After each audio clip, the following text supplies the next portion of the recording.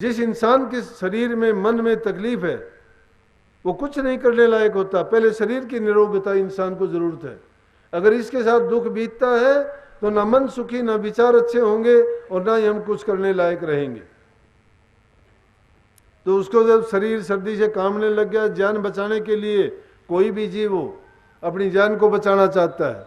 उसने इधर उधर देखा, एक बस्ती थी शहर, और उसमें सड़क पर से जब गुजर रहा था अपने आप को बचाने के लिए उसने क्या किया कि एक मकान के नीचे छज्जा था, उसके नीचे जाके खड़ा हो गया, कांपने लग गया। एक औरत नीचे उतर के आई, उसने देखा कि बूढ़ा फकीर और कांप रहा है, बेहोशी की सी हालत है, जान प्राण उसके जाने को है। लेकिन ऊपर जाके उसने बताया वो मकान किसका, वेश्या का था। उसने ऊपर जाके वेश्या से कहा, वो उसकी सेवादार कहो नौकर कहो उसके साथ रहने वाली थी, जाके कहने लगी कोई बूढ़ा साधु खड़ा है नीचे और उसकी ये हालत है कि वो कांप रहा है सर्दी से और मरने ही वाला अगर नहीं संभाला गया तो। बोली कि जाओ उसको ऊपर लेके आ। महात्मा जी ऊपर गए। उसको नहीं पता किसका मकान है। क्यों इंसान कब देखता है? जब इंसान सुखी होता है, एक बात। नंबर 2 उसका जब पेट भरा हुआ होता है, 2 बात। और नंबर 3 जब शरीर की निरोगता होती है। वो ये आदमी दूसरी की तरफ, दूसरी बातों की तरफ उसका ख्याल जाता है। जब तक इन 3 चीजों में वो दुखी है, मन से दुखी है, पेट से खाली है, या उसमें किसी प्रकार का रोग है, मानसिक रूप से, शारीरिक रूप से और आत्मिक रूप से, ये 3 ऐसी खंदक हैं जो इस जीव को बहुत दुखी करती हैं। इनसे जब पार निकल जाता है, यही तो है जिसमें जिक्र किया गया है अपनी विनती में कि 3 छोड़ चौथा पद जावे, 3 छोड़ चौथा पद दीना।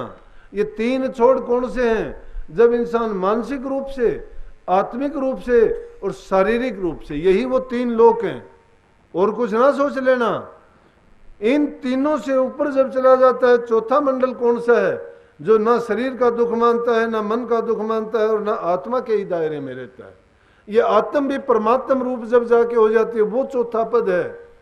इसीलिए तो कही कि ये ढूंढे त्रिलोकी माही, नाम बसत चौथे पद माही। वो चौथा पद यहाँ नहीं है, ये भी कहने की बात नहीं है। लेकिन ये चीजें भी अभ्यास से मिलेंगी। इनकी व्याख्या ना पुस्तकों में मिलेगी, ना ज्ञानवानों विद्वानों के पास मिलेगी। क्यों नहीं मिलेगी? जो करनी करता है, अभ्यास करता है और जो आध्यात्मिक दर्जों में से होके गुजरता है, उसको पता लगता है। सबसे पहला दर्जा इंसान का शारीरिक दर्जा है, वो दायरा नहीं निकलने देता। और शारीरिक में क्या है कि आदमी की इंद्रियां सभी इसी में आ लेती हैं, और इंद्रियों के सुख दुख ही इंसान अपना जीवन मानता है। और जो इंद्रियों के संसार में जीना चाहता है, वो कभी भी उस पद को प्राप्त नहीं कर सकता। दूसरा दायरा मानसिक है। मन में तुम्हारे अनेक प्रकार के ख्यालात हैं, अनेक प्रकार के विचार हैं, अनेक प्रकार के इसमें गुनावन उठते हैं। जब उन गुनावनों से, विचारों से, ख्यालातों से नहीं निकल जाते, बड़ों बड़ों से नहीं निकला जाता, वहां जाके विवेक की जरूरत पड़ती है। और उसमें जब ये विवेक कौन कराएगा? बिन सत्संग विवेक न होई। विवेक कहाँ होगा? सत्संग से होगा। सत्संग किसका? महापुरुषों का। महापुरुष कौन है? जो उस चौथे पद में पहुंचा हुआ है। ये दुनियादारी की ढोल की पीटने वाले जो हैं, अपने घरों में झूठी साची इधर उधर की बात, किसी की निंदा, किसी की बुराई, किसी की बात उठाई, किसी की कोई चोरी की 2 लाइन, अक्की बक्की बात करना, न सत्संग, न जीव के सुधार की बात, और न ही उनके कोई कल्याण का जिनको तरीका आता है, वो संत नहीं। संतों का ये काम नहीं है। संत जीव के अज्ञान और भ्रम निकालता है, और जिसका अज्ञान और भ्रम नहीं निकलता उसको धिक्कार है कि ऐसे गुरु के पास जाके वो क्या लेगा। जब गुरु के पास नहीं गए, उनके नजदीक से बात नहीं कर पाए, अपनी संख्याओं का समाधान नहीं करा, कहां आपको चौथा पद मिलेगा? तो दूसरा दायरा मन का है, उससे निकलना। तीसरा है आत्मिक। आत्मिक क्या है कि बहुत से, यहां तक भी बहुत काफी पहुंच जाएंगे, संसार के बहुत से मत मन के बनाए हुए रह गए और उनमें मन मर्जी के नाम चले, वो सिर्फ मंत्रों तक कायम रहे हैं। कि आदमी मंत्रों का जाप करके उनमें अपनी खुशी मान लेता है कि मुझे ये होगा वो होगा, लेकिन वो मानसिक शांति उनको फिर भी नहीं आती है। आगे जाके जब क्या होता है, जब आत्मिक रूप से यह आध्यात्मिकता का वो दर्जा है, ना सुख होता है ना दुख होता है। लेकिन फिर भी आदमी को ये रहता है कि हाँ वो दर्जे हैं। जब तक ये बोध भी रहता है तब तक ये चौथे पद में नहीं पहुंच सकता है। तो इसीलिए वो जब गया, उसको बेचारे को शरीर की सुध नहीं थी, मन से भी वो दुखी था, उसको होश ही नहीं थी। जो इंसान बेहोश हो जाता है, जब किसी का ऑपरेशन किया जाता है, डॉक्टर लोग उसको बेहोश करते हैं, उसको कहीं से भी काटो, किसी तरह से उसको टेढ़ा डालो, ऊंचा डालो, नीचा करो, उसको नहीं पता होता क्या करते हैं उसके साथ। लेकिन जब कर देता है, जब वो शरीर में उस मदहोशी बेहोशी से निकल के शरीर में आता है, तब उसको पता लगता है कि मेरे साथ कुछ ऐसा हुआ है, क्योंकि उसको शरीर में आ गया, उसको होश आ गया। इसीलिए संत मत तो जिंदा आदमी को बताता है अपनी रूह को ऊपर ले जाने का यही तरीका, जिसको डॉक्टर लोग एंथीसिया बेहोशी की दवा इंजेक्शन देके करते हैं। संत लोग तो कहते हैं कि नित्य प्रति के तुम मरना सीख जाओ। वो नशा चढ़ के कभी नहीं उतरता है। लेकिन खूबी की बात देखो कि उसका नशा, उस बेहोशी की हालत में तो इंसान को पता नहीं होता, लेकिन जिसको ये बेहोशी जो खुद जान बूझ के उसे नाम की ताकत से मिलता है, उसको सभी ज्ञान होता है, उसको सभी प्रकार का ज्ञान रहता है। अगर वो ज्ञान नहीं रहे तो वो वर्णन कैसे करते।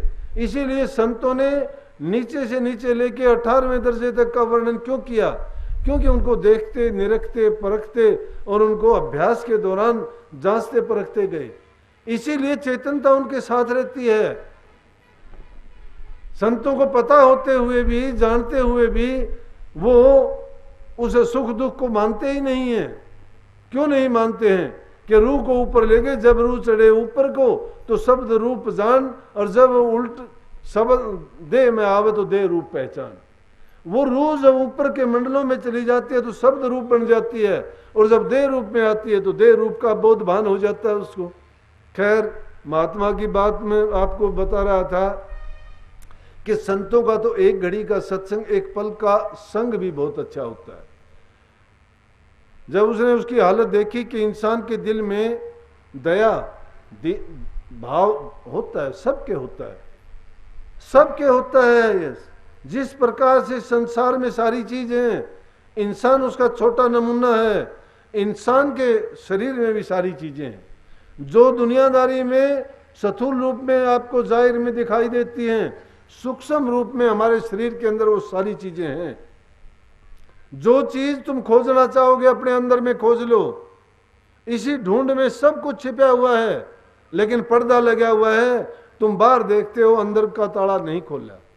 उसकी कुंजी सतगुरु के हाथ में है, और वो कुंजी सतगुरु से लेके जब अंदर के दरवाजे खोलोगे तो तुम्हें जो भी चीज, जो सामान, जो आप लेना चाहेंगे वो मिल जाएंगे।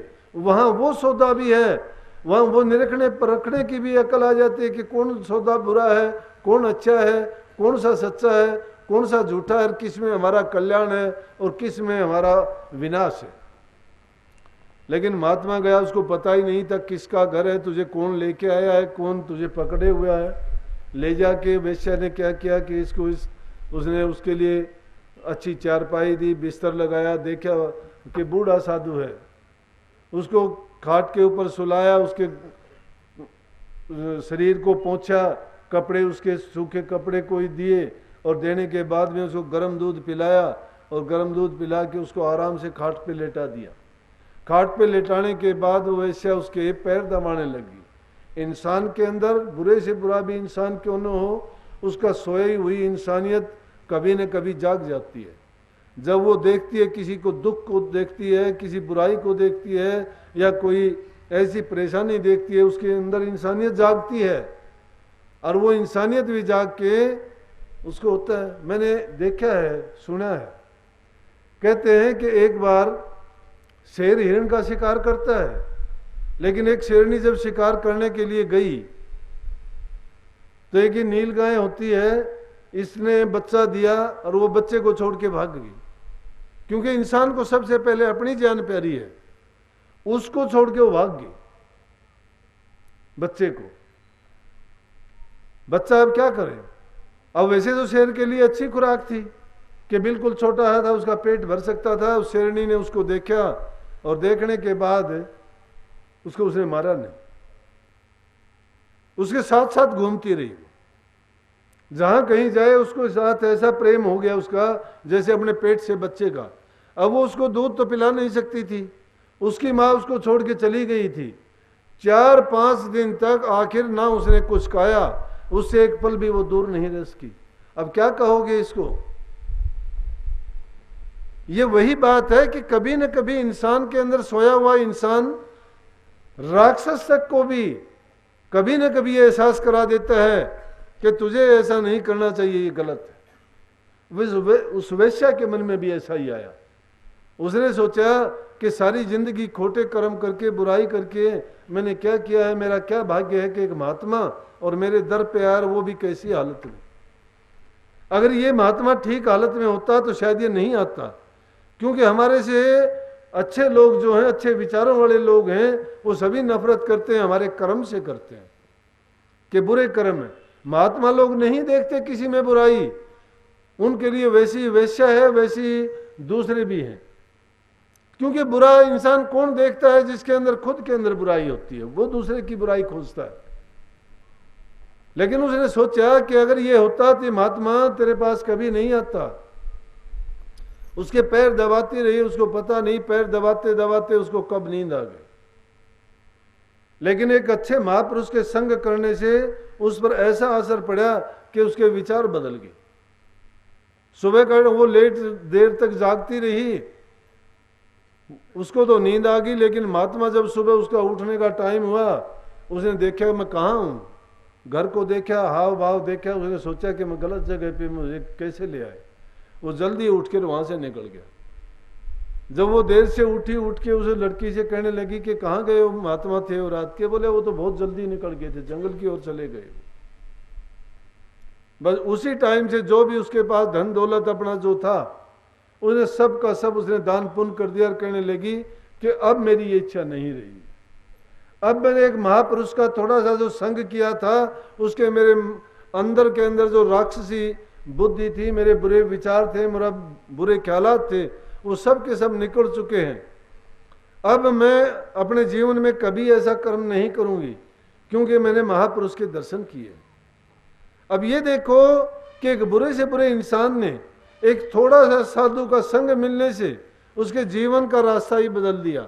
जिन्हें सारी जिंदगी बुरे किए, इसीलिए कि पहले बुरे कमाए के विष की बांधी पोट, कोट कर्म कट पल में कटे जब आए सतगुरु की ओट।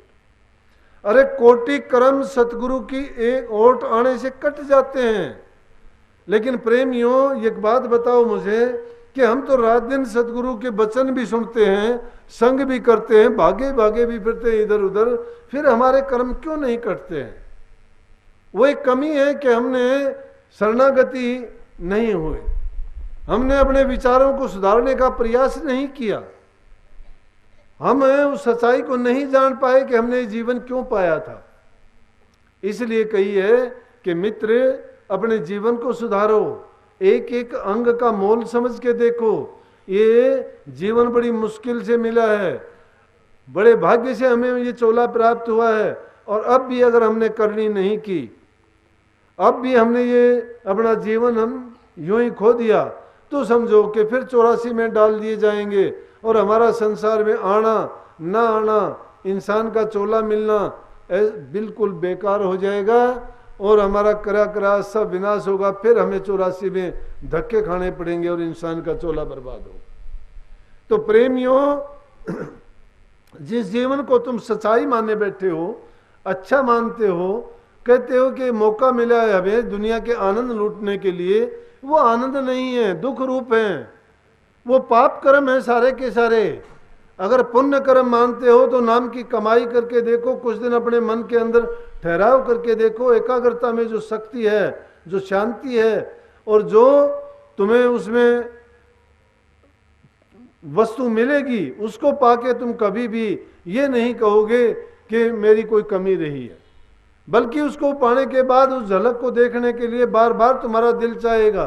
क्योंकि नूरी सतगुरु जो अंदर में बैठा हुआ है वो हमारा अंशी है, उसके हम, वो हमारा वंश मानो, उससे हम पैदा होके आए थे, और वही हमें जब दोबारा मिल जाता है तो फिर वो उसमें मिल के हमें कितना आनंद और कितनी शांति मिलेगी।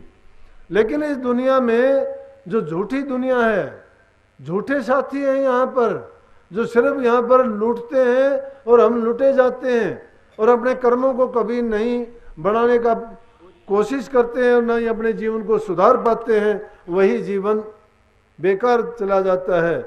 तो जब तक हमारे प्राण है शरीर में, तब तक हमें नाम की कमाई करनी चाहिए, महापुरुषों का संग करना चाहिए, अपने जीवन को बनाना चाहिए, तभी हमें वो अमरत्व प्राप्त होगा, सच्ची शांति मिलेगी और हमारा जीवन सफल होगा।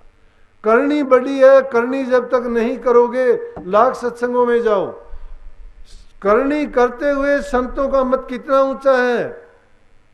संतों का मत यह है कि हंसी खुशी प्यार प्रेम से रहते हुए नाम की कमाई करते चले जाओ, देखो जीवन भी सुखी होगा और संसार छोड़ के जाओगे तो भी आपको मुक्ति का द्वार मिलेगा।